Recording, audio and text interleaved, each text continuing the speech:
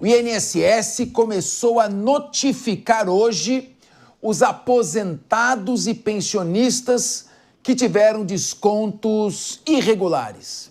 A partir de amanhã, as 9 milhões, não é possível, 9 milhões, os 9 milhões de pensionistas e aposentados roubados devem informar se as operações foram autorizadas ou não. A notificação acontece exclusivamente pelo aplicativo, olha lá. O aplicativo é, abre aspas, Meu INSS, fecha aspas. A previsão é de que a devolução dos valores seja feita entre os dias 26 de maio e 6 de junho. Mas não é do valor total, hein? É do último desconto, nós vamos ter que esclarecer isso aqui. Ontem, parlamentares da oposição apresentaram o pedido de criação de uma CPMI, que é uma CPI mista entre Câmara dos Deputados e Senado, destinada a investigar o esquema desta fraude. O requerimento teve o apoio de 36 senadores, um terço é 27, e 223 deputados federais, um terço da Câmara são 171, então tem mais do que o número suficiente.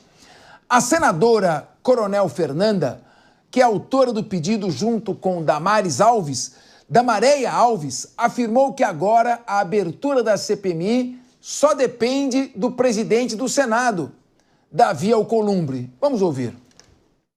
Já protocolamos o pedido da instalação da CPMI no Congresso Nacional. E nos acompanhem, porque nós teremos aí novas ações a partir da semana que vem, onde iremos entregar, juntamente com a oposição do Senado e da Câmara Federal, um pedido para o presidente do Congresso, o senador Davi Alcolumbre, onde iremos solicitar que ele faça a leitura do requerimento de instalação da CPMI. Então, tá lá a senadora Damares Alves e a deputada federal Coronel Fernanda. Por isso que é CPMI, CPI mista, Senado Federal e Câmara dos Deputados juntos, a Damares com a Coronel Fernanda. Eu vou começar aqui com ele porque ele nasceu polêmico e segue polêmico. Felipe Monteiro. Felipe Monteiro, você não está achando estranho o governo? Vamos começar a devolver os últimos descontos, vamos ver como é que vamos fazer, pega dinheiro público, aumenta o déficit do INSS para ressarcir os aposentados. Mas eu não estou vendo falar em responsabilizar o governo, apoiar uma CPMI, botar toda a sua estrutura para investigar os sindicatos, as associações, o careca do INSS, o ex-procurador-geral, o ex-presidente do INSS, o ex-ministro da Previdência Social. Estou vendo o governo meio querendo apagar incêndio, criar uma pauta positiva. Você não acha que está fazendo pouco o governo? Você não é a favor da CPMI, Felipe Monteiro? Ô Capês, alguns pontos que você colocou aqui é importante a gente destrinchar, não é? Primeiro o seguinte, que em relação à informação que o governo divulgou, né, que notificou 9 milhões de pensionistas aposentados que tiveram seu dinheiro roubado, né, do INSS, na minha opinião, não é a melhor forma de você fazer isso fazendo o aplicativo, né? Até porque as pessoas idosas, com idades avançadas e hipossuficiente, não sabem abaixar o aplicativo do INSS, registrar no iGov, colocar o rosto lá para ver, né, para ver a biometria e aí depois reclamar da questão do dinheiro roubado e furtado. Então essa alternativa do governo federal, no meu modo de ver, é uma alternativa errada que não resolve o problema. Pelo contrário, na minha opinião, a maioria dos aposentados não vão conseguir, de certa forma, ter acesso a esse sistema e reivindicar para si o seu sagrado dinheiro da aposentadoria. Esse é o ponto. Em relação à questão de como o governo está se portando em relação a esse assunto, não é? Vamos dividir também duas grandes questões. Primeiro, que, claro, o que aconteceu no governo federal, no INSS, foi um roubo, foi algo absurdo, algo, no meu modo de ver, que não se encontra nenhum tipo de situação parecida nos últimos anos. Até o que aconteceu com o INSS, na minha opinião, foi muito pior do que aconteceu no Petrolão, no Mensalão e outros crimes de corrupção. Até porque foi no bolso direto daquelas pessoas mais hipossuficientes. Mas aí falar que o governo está agindo de forma adequada para resolver a situação no sentido de buscar responsabilização, eu discordo disso. Até porque foi graças à investigação, graças à apuração da CGU, Controladoria Geral da União, que esse processo foi aberto para o público. E aí o segundo passo no Estado Democrático de Direito é ter ação criminal contra essas pessoas, né? O Estado Democrático de Direito exige ritos, exige processo. Não adianta botar a pessoa na cadeia direto, não tem que ouvir ele, tem que dar oportunidade de defesa e contraditório.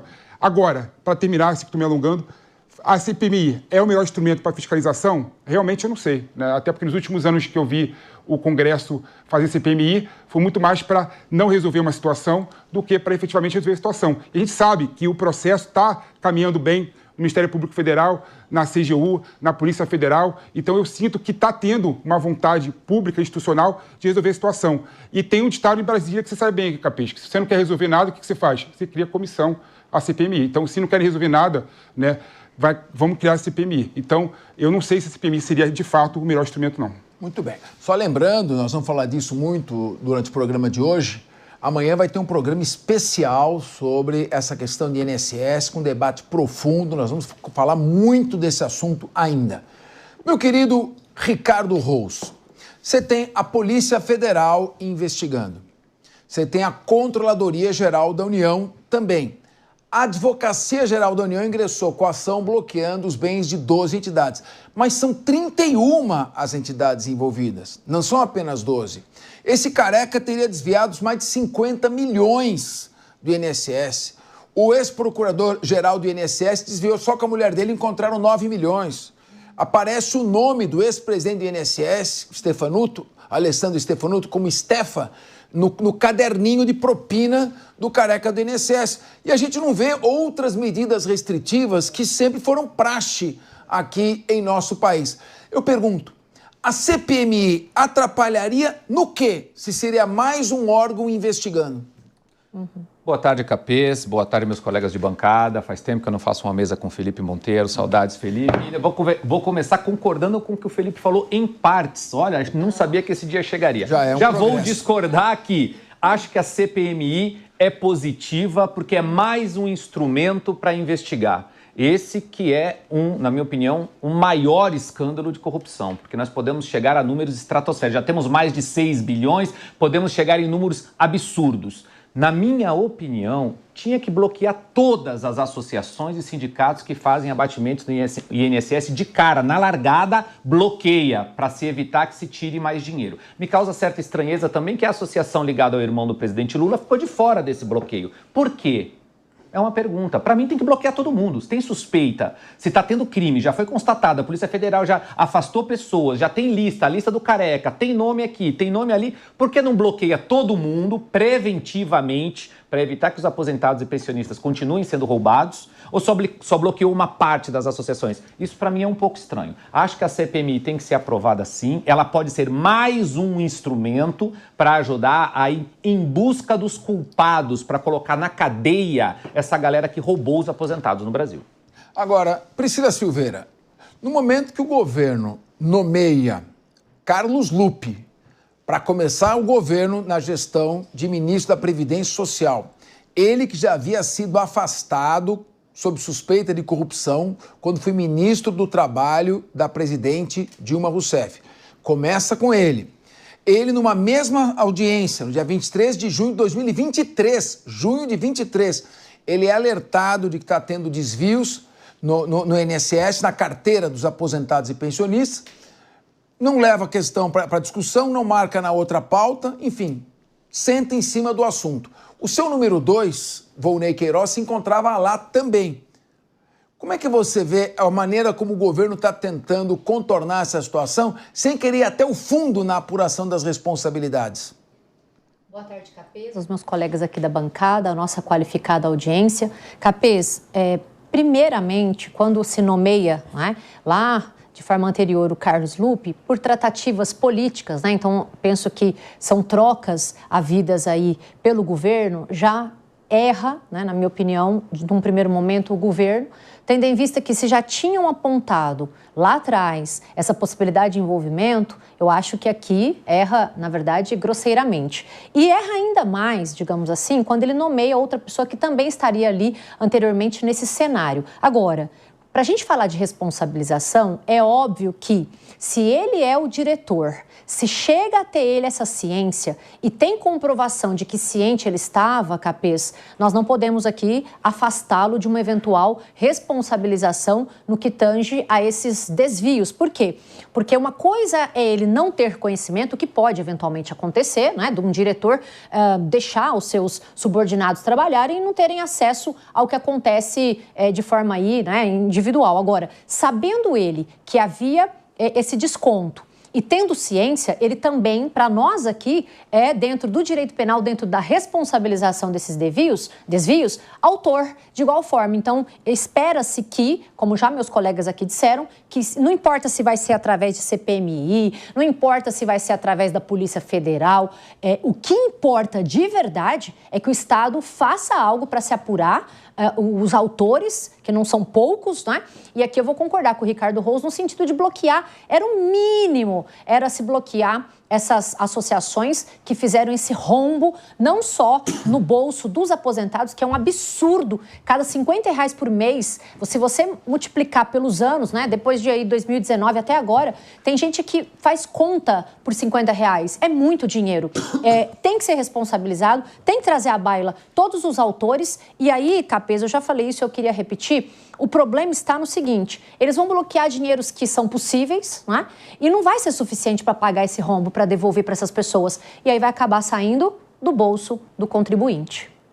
Agora, Rodolfo Marins, tem também um outro escândalo, que é o escândalo dos desvios dos empréstimos consignados, que chega a 90 bilhões. Esse vai passar de 6, o outro chega a 90 bilhões. Em 2019, eu era presidente do PROCON. E a gente já recebia várias denúncias de instituições financeiras que usavam de métodos para iludir pessoas vulneráveis, como aposentados, idosos, pensionistas, para ter empréstimos consignados. A pessoa começava a ter descontos no seu holerite e não sabia de onde vinha. É para ganhar um salário mínimo, está ganhando meio salário mínimo. Já vinha acontecendo isso, 2019. Certo. E foi em 2019... que o então presidente Jair Bolsonaro editou a medida provisória 871. Essa medida provisória dizia o seguinte: todo aposentado que tiver desconto na sua carteira tem que autorizar anualmente a renovação desse desconto. É uma forma de ter o controle. Filtro. Você sabe que a medida provisória tem que ser aprovada pela Câmara, né? Sim. Sabe o que a Câmara dos Deputados fez? Passou de 1 para 3 anos em 2019. Então, ele tem que autorizar de 3 em 3 anos. Em 2022, com o voto do atual ministro da Previdência Social, Volney Queiroz, a Câmara votou de novo e acabou com a exigência de que o aposentado pensionista renovasse a autorização. Ou seja, descontou uma vez, ele nem está sabendo, fica para a vida toda. Como é que você vê, nesse caso, a omissão do governo em não tomar providências mais sérias no sentido de apurar as responsabilidades? Vamos pegar o dinheiro público, tentar devolvendo o que der e deixa para lá. Não é feio isso aqui? Não está errado isso aqui? Eu queria ouvir você. Tá, Capês, você deu uma aula aqui e colocou a linha do tempo em seu devido lugar, 2019, e com um aumento exacerbado a partir de 2023. Você colocou muito bem. Amanhã o Linha de Frente terá um programa exclusivo para isso. E vocês estão nos assistindo, fiquem atentos, porque promete ser um ótimo, como todos os programas da Casa São, mas amanhã teremos aqui pessoas especialistas falando sobre isso. No que me cabe nesse momento, Capês, é chamar a atenção para 2 call centers. Já que você citou o careca do INSS, eu quero citar aqui o modo operandi dessa galera, desse pessoal, que até call center eles tinham a favor dessa corrupção. Não só call centers, eles também colocavam ali pessoas, treinavam pessoas como corretores para que cometessem esse tipo de crime também. E 2 desses call centers, olha só, parece uma piada pronta, mas não é, tá bom? O careca do INSS tem uma empresa no nome dele chamada Calvox. Calvo Vox. Parece uma piada pronta, mas não é. Essa empresa, ela tem aqui um montante desviado de quase 50 milhões. Ou seja, é um absurdo. E a gente está aqui para dar nome aos bois, não é verdade? O nome do careca do INSS é Antônio Carlos Camilo Antunes, o tão careca do INSS. Como esse careca, tem outros muitos que não são carecas, ou também são, que fazem parte dessa quadrilha que roubaram os aposentados e pensionistas. E o Brasil é uma balbúrdia. Nós não sabemos de onde vai sair agora esse tipo de corrupção, mexendo com os aposentados e pensionistas. E, Capês, para concluir aqui, eu tive uma conversa com o pessoal da minha família, agora foi Dia das Mães, domingo, e um parente meu de segundo grau, né, um tio distante, ele caiu nesse golpe do INSS. Ele falou que isso acontece há muitos anos, porque ele tem essa aposentadoria e toda vez que ele faz um empréstimo consignado, quando acaba o empréstimo, já ligam para ele e ficam ligando o tempo todo, o dia inteiro, para que ele aceite e prometendo um monte de coisa. Então desliga o telefone e daqui a pouco liga. É um call center que enche de verdade o saco dessas pessoas. Então, um pouco mais de respeito, não só com isso que está acontecendo agora, mas com o que pode acontecer daqui para frente. Eu creio que não vai ter dinheiro suficiente para colocar no bolso de todo mundo que foi lesado com isso, mas a grande premissa aqui é entender o que aconteceu para que isso não aconteça de novo. Olha, só para complementar o Rodolfo aqui, que é bastante importante, a fala do Capês com relação à medida provisória que o Bolsonaro encaminhou para o Congresso Nacional. E o Congresso, com o jeitinho dele, acabou deixando de lado, vamos falar assim gentilmente. Eu também cobro os deputados porque fiscalizar o que estava acontecendo no INSS, porque fiscalizar contábil e financeiramente os gastos do Poder Executivo, compete aos parlamentares. E aonde estavam esses 513 deputados, esses 81 senadores que passou aí 6 bilhões de roubo debaixo do nariz dele e ninguém fiscalizou, com tanta emenda parlamentar, verba de gabinete, assessoria, todo mundo fazendo videozinho aqui, videozinho ali, e ninguém conseguiu fazer o seu trabalho, que era fiscalizar como os aposentados estavam sendo roubados. Isso também me indigna, viu?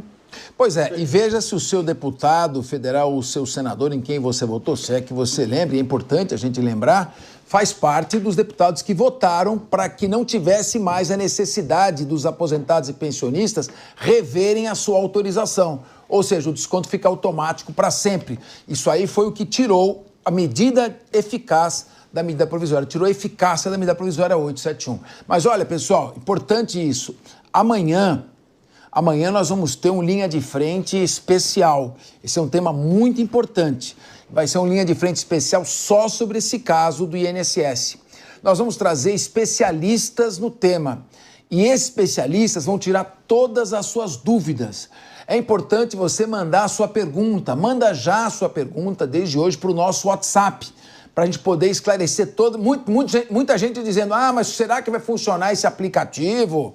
Isso é conversa para boi dormir ou funciona mesmo? Então, no nosso WhatsApp é 011, código aqui do estado de São Paulo, 011, da cidade de São Paulo, telefone 91-325-8055. Vou repetir, 11 91 325 8055. Nós vamos responder todas as suas dúvidas amanhã e ao vivo.